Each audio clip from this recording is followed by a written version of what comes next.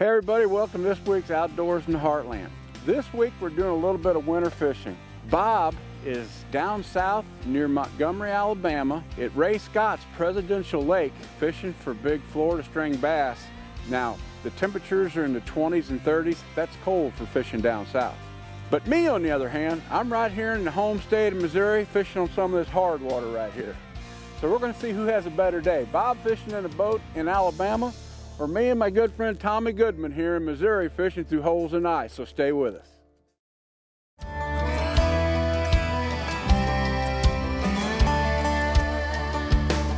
Every chance I get, there's a place I go where the bass are biting as the sun hangs low. There's a feeling I get that I hope will never end.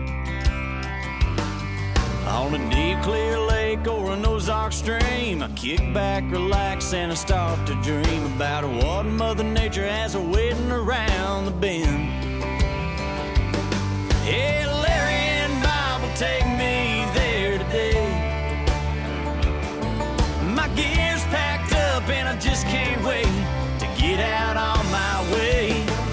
Outdoors in the heartland, it's like coming home to an old friend. That city life is not for me. There's fun as far as I can see. The great outdoors is where I want to be. Outdoors in the heartland. Your Quality Ford dealers present Outdoors in the Heartland with Bob Richardson and Larry Woodward. This segment of Outdoors in the Heartland is brought to you by Ford and your Quality Ford dealers. Strike King, #1 in fishing lures. Browning, the best there is. Lowrance, we lead, we find, you win. And Triton Boats, we take America fishing.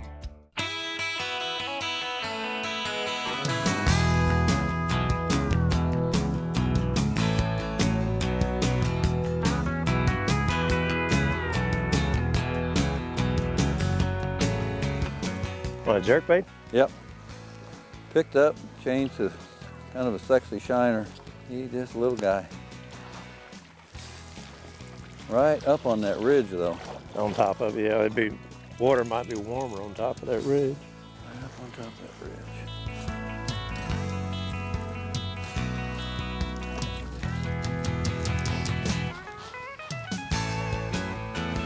Oh yeah. Yeah. Stay on, buddy, stay on. Take it easy. Take it easy.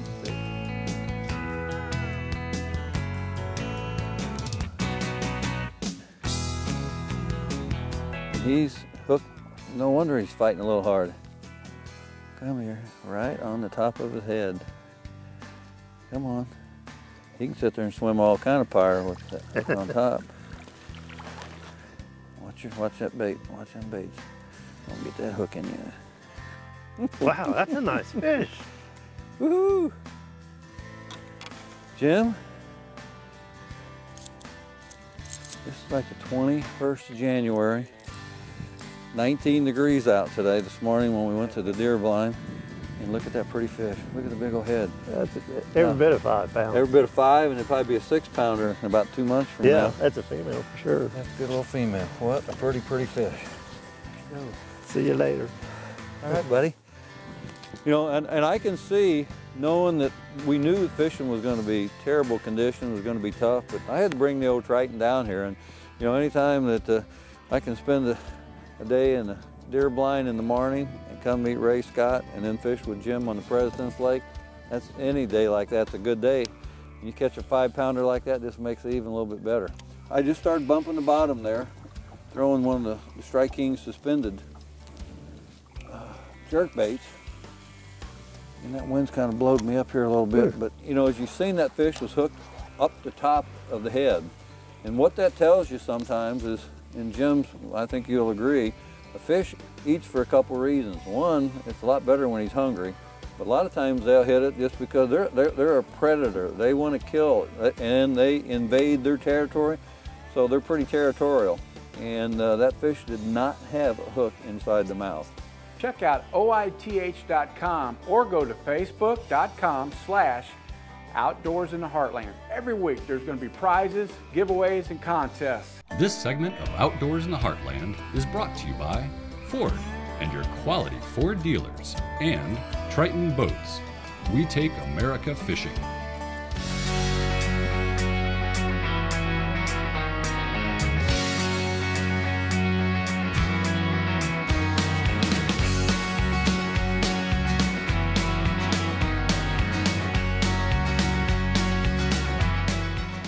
Anyway, I got a little clip-on weight there. What I want to do is find the bottom.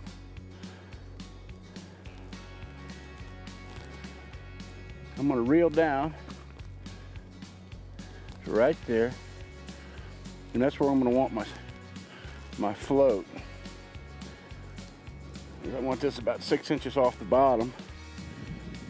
Now, the tackle that you typically use for ice fishing, very, very tiny. You can try your bigger crappie and panfish type lures, and they will work when they're really biting, but this is wintertime fishing. You got to finesse them a lot of times, so I've got a wax worm on a little teeny ice jig right there. And trust me, you can also catch big fish on that too. I live in northeast Missouri, about an hour north of St. Louis, not far from the Mississippi River. You know, and lately we have not had winters that we get prolonged cold enough that here locally we get ice to fish. Well, this winter's been different. We've had cold weather since right after Thanksgiving. We got about 8 inches of ice here. And I tell you, I almost like to ice fish as much as I like fishing out of a big Triton boat. When you find them and get over the top of them like this, you can really catch them. A lot of people are like, oh, that sounds cold. I'm not going out there in that cold to fish. If you just come out here once you get to catching them, it can be low zero. And once you start getting those bites, you get pretty warm. There he is. Look at that. Big old pumpkin seed.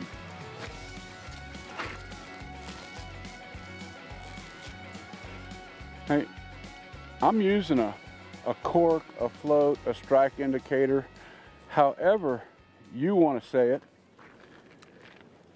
And Tommy's got one too. The bite is very, very light. So if you ever see your bobber just move minutely at all, pick up and set the hook. But ain't that pretty on a day like this?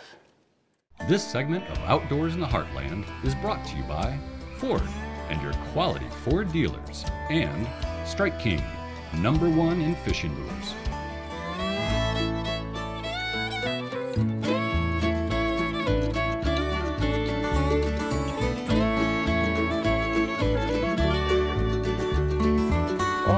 White shark. There's not much eating on that. But I tell you what, Ray Scott, most people that fish or have any knowledge of fishing history, particularly bass fishing history, knows who Ray Scott is. Bob is fishing down at Pintlal, Alabama, right this second with Ray Scott at Presidential Lake, and he got a chance to sit down and talk with Ray. I tell you, it's been 1967 when I had this brainstorm and the rainstorm, as one guy described it. I had always had, since I was a bicycle-sized kid, disliking of chemical companies and factories that pour their waste into the rivers that run by here. And when I got bass going, I sued 200-something of them. Every one of them violating federal law. Wow. That's right. There was a law that said, thou shalt not dump anything into navigable rivers of America without a permit from the Corps of Engineers. But I remember going and speaking to a group of the outdoor writers called the Southeast Outdoor Writers Association, COPA they call themselves. The guy that was there for some reason from Arizona, Al Ellis was his name, and Al he was somewhat of an outdoor writer, but he was very much in the environmental issues. I got a phone call from him back from Phoenix, Arizona. He said, Ray, I heard you talking, and he said, what's the chance? I'm a member, he said, of the Federation of Fly Fishermen. And so I said, Federation of Fly Fishermen. I didn't ever heard of them. And we're having a conclave. Well, I found out that's the same thing as a convention. And we'd like to have you come out and speak to us. So I took my wife and we went. I'd never been that part of the world. And I'm out there on a little old river that you could spit across almost, a little narrow thing. and everybody's waiting out there fishing, and then nothing happened. I'm thinking, boy, this is trout fishing. First time I'd ever tried fly fishing for trout. A guy set a hook on, hit the hook on fish, and everybody stopped and put the rod down and ran down and watched him fight this fish, and finally got this fish up from somewhere in his paraphernalia, pulled a net out of his pocket and scooped up this fish. Well, I'm waiting for the fish, and the fish was, it might have been 10 inches long, maybe 12, if he stretched out. And it's such an ordeal how he took that from his pocket, some magical little tweezers, and removed the fly, and man, it was a ritual. And all the other guys were watching him, you know, just really getting off on that subject. Had a great trip. Went home. On the plane back, I got to thinking about how many tens of thousands of bass I was killing, and I decided to try to have catch and release. Now, that was the best idea I ever had. We instituted it, and I told the first tournament guys, I said, we have been going to Florida, I recall that spring after that event. They thought I was crazy, and I said, look, you're not going to be penalized, but try to keep them alive if you can. But there were no live wells. Right. So I went back and I wrote them a letter, thanked them for what they'd done and tried to do, and I said, the next tournament, for every fish you bring in alive, I'm going to give you a 2-ounce bonus. Man, that cranked up the wheels. Oh, yeah. Anyway, that's the whole story, but that was the best thing that I ever did as far as it's taken off. Today, I'm telling you, people just don't kill fish like they used to. Well, I grew up in the boat business. I grew up knowing you, grew up fishing your tournaments, know a lot of stories about you. And I knew that, you know, with the tournaments, that when I realized what you was doing, we had live wells and bass boats, but I didn't know that you had implemented that whole system. It was just a marvelous thing. Catch and release. I got guys today in tournaments that have never killed a bass. I believe that. The last 10 years. Yeah. I gotta have you put that hat on for me. Yeah. Because I haven't had that. the reason I say that, Ray Scott wears a lot of hats. And one of them happens to be sitting out here. You got a lake out here. Yeah. And to me, it's a pretty famous lake. It may be one of the best freshwater lakes inside the boundaries of the United States. And it happens to be in your backyard. But now there is an opportunity for guys. You moved out of the big house, I understand, but I can see a lot of corporate people then. Oh, corporate, sending their half a dozen customers in for that. Well, that's one thing. We've got fabulous facilities, and I'm bragging a little bit, but I think it's worthy of bragging. We've got, first of all, we got the best fishing around. Then with great housing, great food, and we just it comes in for 3 nights and 2 full days of fishing. Right. This is a little brochure about our facility. And it's a propaganda piece, but it's straight shooting. I don't know of anything I've done I'm proud of. I really am. That and Whitetail Institute are two things that make me happy when I think about it, the success of it all. Well, anyway, I just want to thank you for coming and talking about this. I'm just tickled to death that I got an invite. Well, we'll invite you when it's not freezing sometime. When it's not freezing. All right? Hey, I'm a northern boy. It ain't even cold out there yet. I heard that. All right, take care and come back. Now for this week's Ford Go Further moment. Let's face it, regular service on your vehicle, no matter what brand, is the single most important thing you can do for it, and your quality Ford dealer makes that an easy experience. Your quality Ford dealer knows exactly what fluids and lubricants your Ford needs to stay on the road for years. And when something starts to wear, they'll point it out to you before it could cost you more money for emergency repairs down the road. So when old Betsy needs an oil change, tires, a tune-up, get over to your quality Ford dealer and get it taken care of. And tell them Bob and Larry sent you.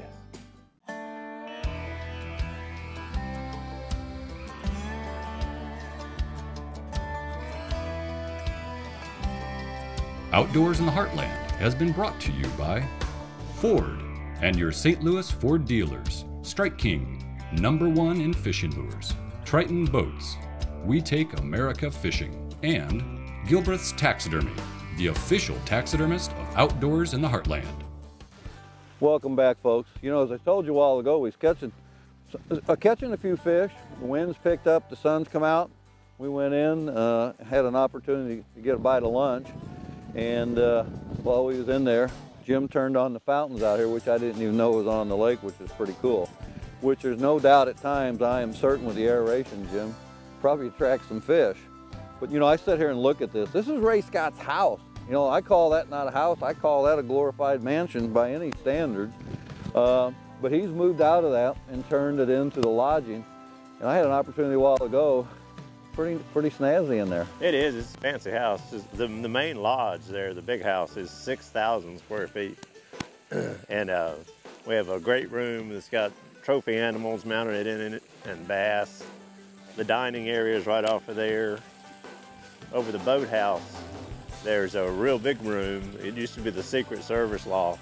One of our things we really excel at, other than fishing, is the food. The food we have is just unbelievable. The last night people are here, we have filet mignon, and this guy that's the chef, it's the best I've ever eaten. And we've had people that own restaurants come back and say, this is unbelievably good. There we go. Right on that drop off. Right on that drop, but look at him, he didn't want that very He's bad. barely He got it. that in a very back hook, just barely hooked. He'll probably come off wherever we get him in the boat, which we've done seen him, and that's all right with me. And it's amazing, again, when they get real finicky bites, how many fish will come in with all them treble hooks and it's got a single hook in them.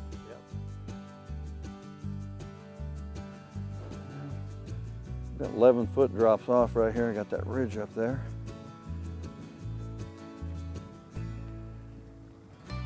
There's one right there.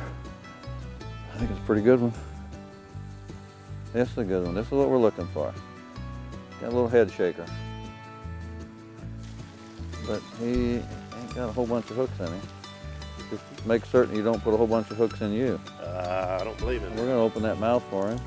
Hopefully he ain't gonna come off there. That's what we're kind of looking for, ain't it?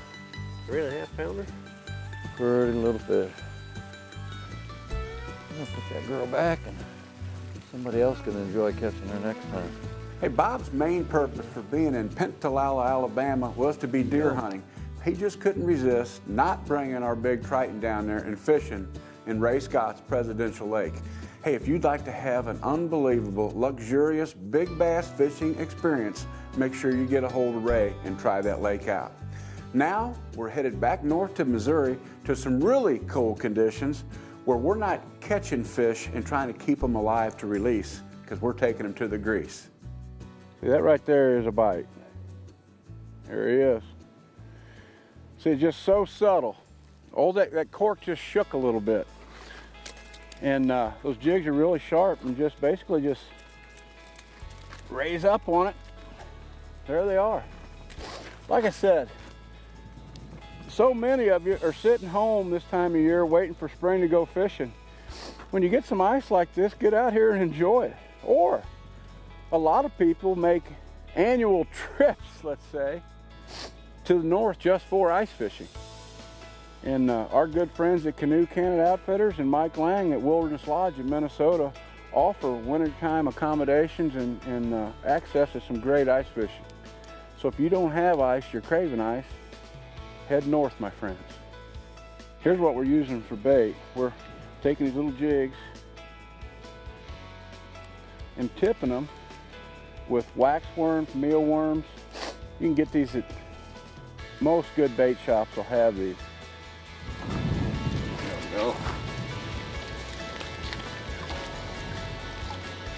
Wow, that's a monster. Just like any kind of fishing, even through the ice, weather fronts and barometric pressure and wind direction things affect fishing. You can come down here on the ice some days and just catch a fish every time you dunk it down into the bottom, and other days you got to work at it. You know, when you come out, you know, figure out what they're wanting. You know, like right now I'm impairing just a little bit of a shake to this thing. And there'll be some days you just can't buy them to bite. You just got to let it sit there and not move at all and be patient, and then, you know, finally your cork will go down and you'll feel a bite.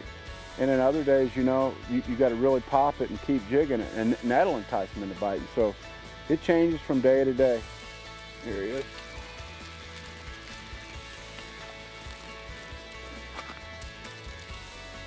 Right now, what seems to be working is I'm just barely shaking my cork. Oh, a booner.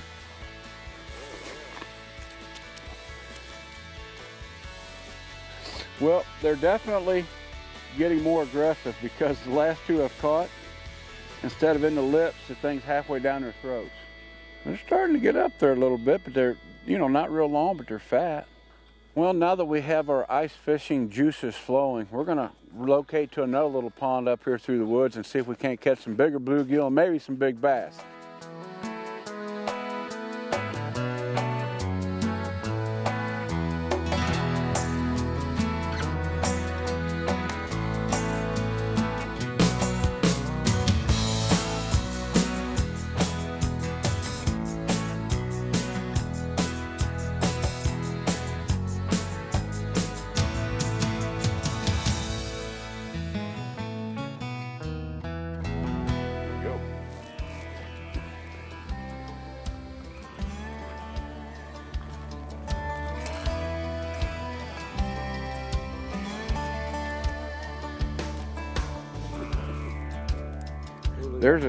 That's a green ear.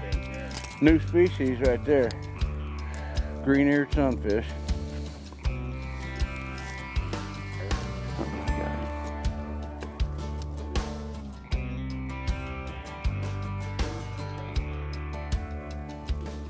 Uh-oh. Big fish of the day right there.